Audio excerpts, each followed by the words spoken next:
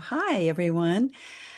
I'm here with Ishbel Benzie, a new friend to me today, and she will be your new friend too. We're going to be talking about heart healing. And um, let me first give you a bio, but first let me say hi, Ishbel. Hi, everybody. Thanks for having me, Doreen. Oh, for sure. Uh, so, your bio, you say, I hold space for women on paper who have had a good life, but still feel a quiet sense of not enough or disconnection from themselves. And I help them tune into their body and uncover both the ancestral and current life patterns they've been carrying without realizing so that they can live heart-led and in true alignment with who they really are. Ah, big breath for your willingness to come on and show us and guide us today. This is wonderful. I know we had a brief conversation before about heart healing, and we'll learn a lot about it today. But first, if people are listening, you heard her beautiful accent. Talk about where you're from, where you were born. Oh, okay. So I'm from Scotland and I will try and keep my accent nice and slow and not too broad so everyone can understand me. I live outside Edinburgh now in a beautiful part of the world where we have beautiful beaches and beautiful hills. And I'm really lucky to have horses. Horses are a big part of my life as well. Um, my background, I grew up on a farm, so I'm very much embodied into the earth, and that feels very much part of my lineage, to be honest with you, ancestrally, that's where things go back. Interestingly, I also have a very religious part of my lineage as well, with a great grandfather who was a wee free church minister, which is a very old style of religion over here in Scotland. So I come from all different sides, which is always really interesting. And I've found myself very accidentally on a very spiritual path, which I don't think I ever expected to 15 years ago. I started my life as a very clinical physiotherapist working in hospital settings. Um, and now find myself doing really in-depth coaching. I still work as a physio, but I bring a lot of emotional healing and a lot of really getting people to listen to their body a lot more. And I practice quite a lot of Eastern medicine with acupuncture and Reiki as well. But I see myself as a Venn diagram. I joke, Doreen, that I've got all the medical stuff, I've got all the holistic stuff, and I'm somewhere in the middle. Um, and I do hypnotherapy as well, which is part of the heart healing that you mentioned. So yeah. Oh, this is so much to unpack and to roll out. What I love first hearing about you when you said about the earthiness, the base of you growing up in a farm, and then connecting it with whatever the ancestors who Mm. probably, for most of us, our ancestors were closer to the earth than we are today.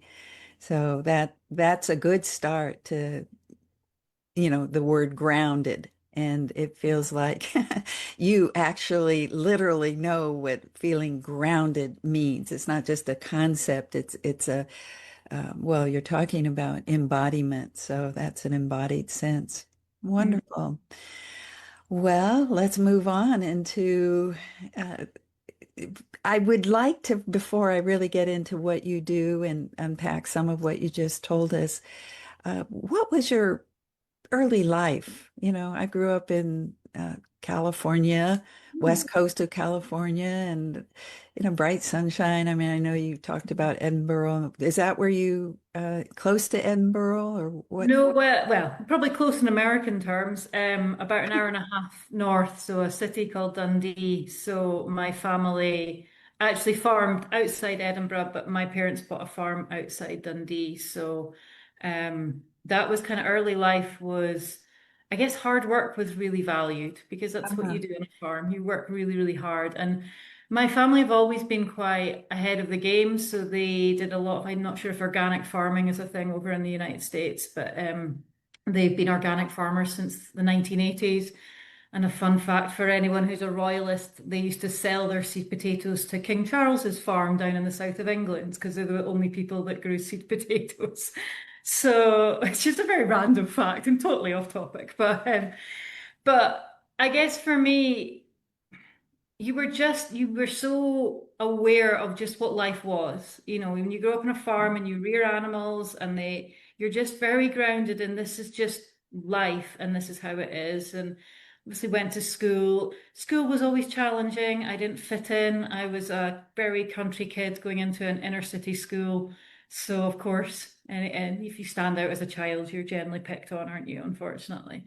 Um, but I can see now what a ground it gave me a really grounded background. And my mother was very passionate. She was in politics in over here in Scotland as well. So, but in a very grounded way. So she worked for the Green Party, which is kind of the more ecological green side of things. So yeah, a very diverse background.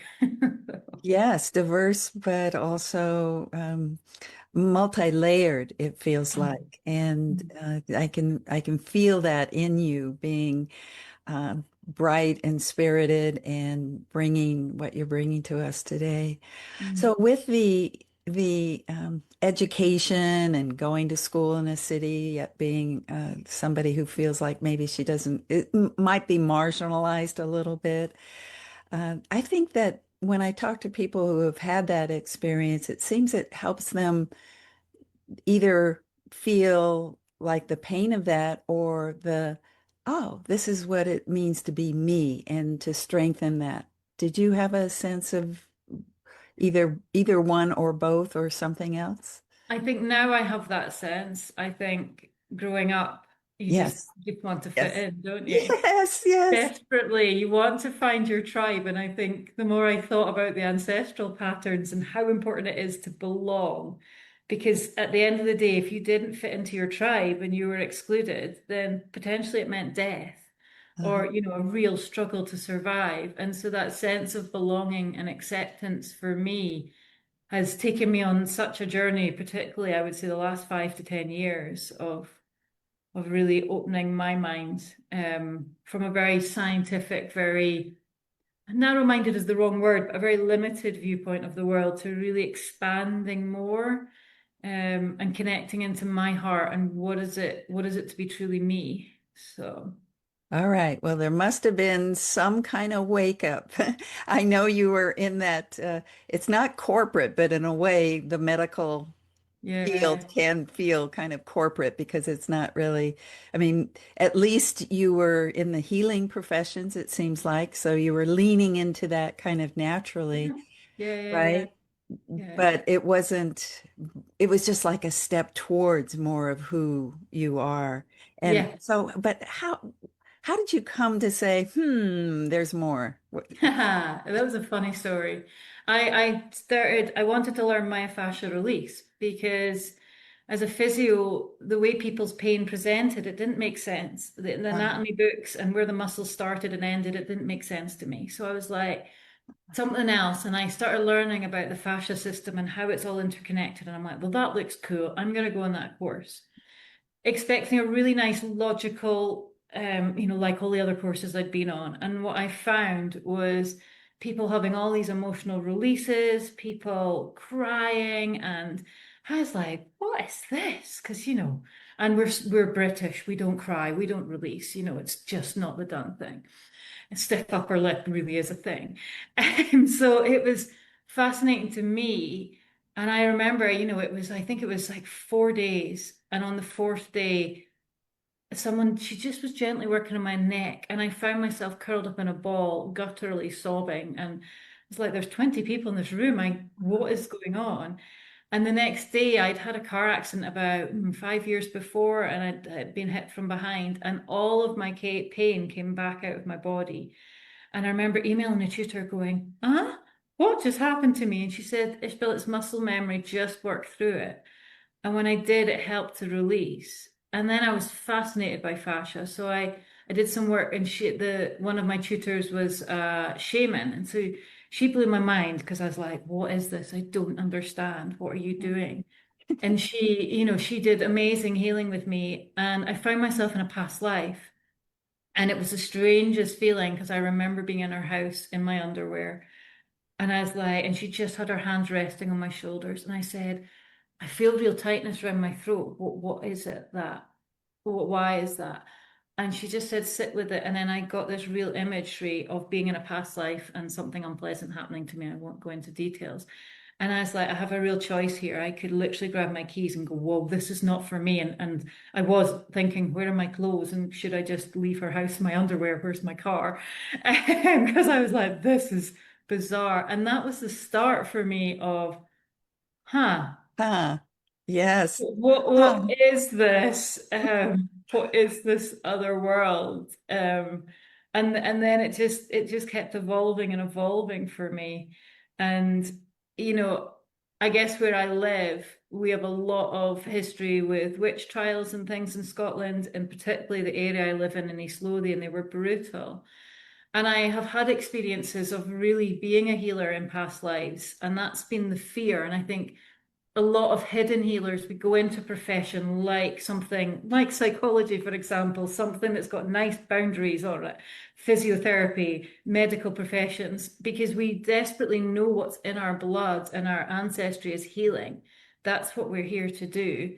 But actually, to fit in, it was so dangerous to do it for so much of our lineage. So we find a way of how do I make it acceptable to do that? That So, is so profound and significant. And for our listeners today who are in my group, I think this it really what you've just said can really speak to them about, oh yeah, that's me. I am in this particular arena and either I breaking out, yet to break out, or I am really fully out there in my new expanded self body. Well, this is what I thank you for illustrating that journey and that waking up and then the moments where you went, what the heck is this all about? And yet somehow the fascination or just the calling was there for you to keep on going. yeah, and I think to kind of pull it into heart healing is a fairly new modality that I think it was 2020. Natasha Bray is the creator of it, and she's actually just done a documentary with Joe Vitale that's just coming out, um, which I can't remember the name of off the top of my head, but anyway, and pop it in the group if anyone's interested. And it really helped give me a way to explore a lot of this, but also the safety to do it. And I think it's really, really important that if you are interested in that ancestral patterns and these more sort of quantum fields, we have to do it with safety and just real awareness of the energies that are around. And I'm always really, really respectful because everyone has so many different beliefs. And I don't believe anyone's right or wrong. I just think we all have different ways of viewing things, and it's just our human construct of different things. So, um, but it really provided me with a way of exploring it for myself and my own healing, and also bringing that acceptance of who I was and what it was to actually, I guess what it is to be that person and to actually allow yourself to be a healer, if that's the term you want to use, Yeah. and to say that's okay. And I have a way of helping people, of seeing things they can't see, of seeing energy, Yeah. and trying to find the medical words for it. They aren't there. So Uh-huh. Uh-huh. um, so yeah, so it helped give me a foundation of how can I guess I trained for myself first, if I'm honest. Most of my training, my courses I go through, I go, something draws me, and learning to really trust my intuition has been key for me. Mhm. And I look back in my physio career and I start to recognize the consultants who would recognize Ishbel and her slightly strange gut feeling, because I was very rarely was I wrong. And Oh. they would just say, I would be like, something's not right. I don't like how this person's presenting, and it's not right. And Mhm. they'd be like, what do you think? I'm like, can we scan this? And the ones that started to trust me, they always did. And we always, sadly for the person, often maybe found out something possibly positive because they could fix it. But Uh-huh. yeah, so it's interesting to just think about it on that more quantum level and how I now ground it, but also I'm big on how we bring spirituality and all of that into everyday life. And how whether you believe in God and that's your religion, whether it's Allah, it doesn't really matter. It's how we bring it into our everyday life and be those better versions of ourselves. That it's the heart of all religion, as far as I can see. Any that I've learned about, the heart of them is all really positive, and that's spirituality. So how we bring that to just try and make this world, which is a bit chaotic right now, how do we make it a better place? Mhm. So. Yeah, the I would like to stay on this idea about spirituality and heart and making it a better place, Mm. because better is kind of relative, just like spirituality is Mm. relative too, isn't it? But there's something that feels like a thread that you've just referred to that goes through all religions. And um, so, what is better?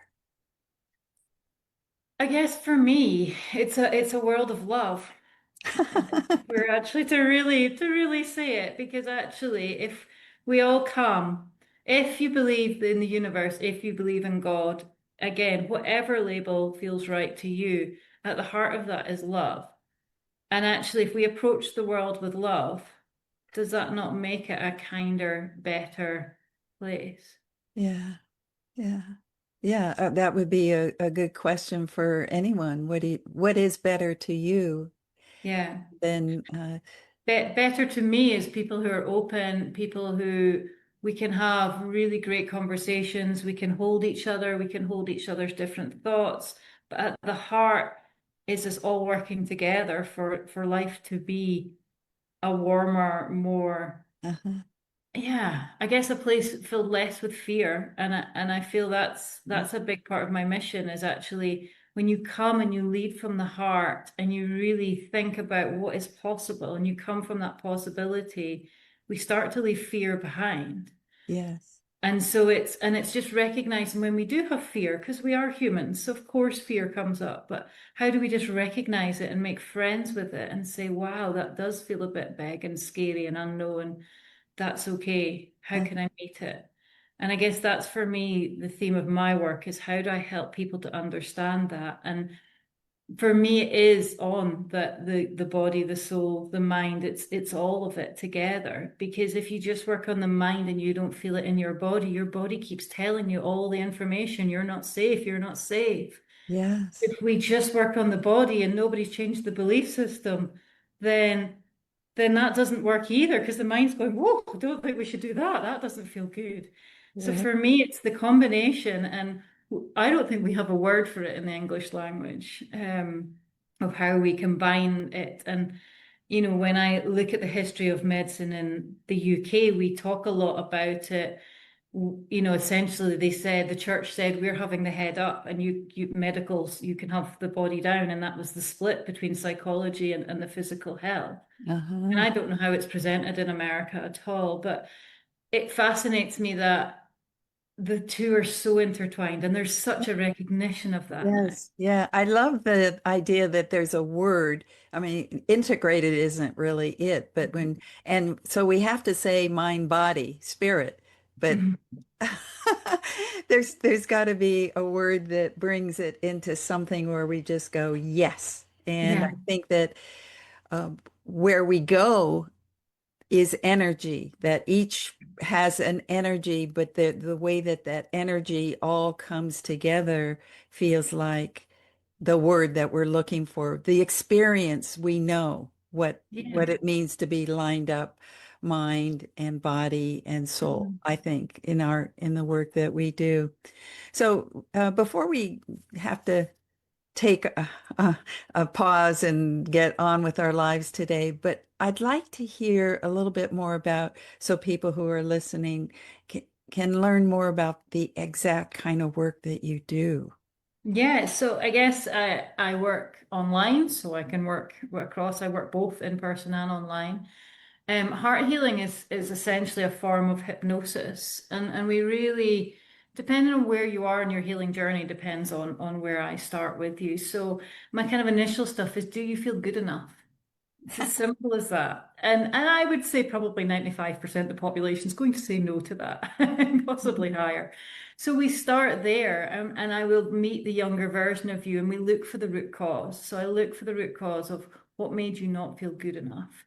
And we Uh-huh, go back and we heal that. And we wrap it all up with a real energetic. So I do look at pain cords and really helping people to pull out any pain cords from often the person that made them not feel good enough. uh-huh, And it's incredibly powerful and it feels very subtle. The sessions are normally around an hour. And what blows my mind is the results people come. And I was chatting to one of my clients today, and she was just saying how she was going to do a presentation, and she said, I'm not worried at all. I'm not worried at all because I know I'm good enough and I don't uh-huh, have to consider it. And I can just go in there and do what I need. And things just don't bother me the same way they used to.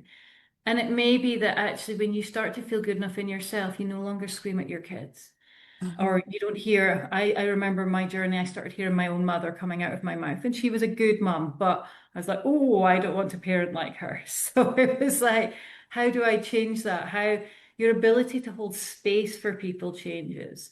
And so I work on different wounds. And then for those that are interested, I work ancestrally. So for me, that was the big shift for me because I'm one of those people that I don't have a rags to riches story. I had an all right life. We worked hard, but I had a nice life, nice parents.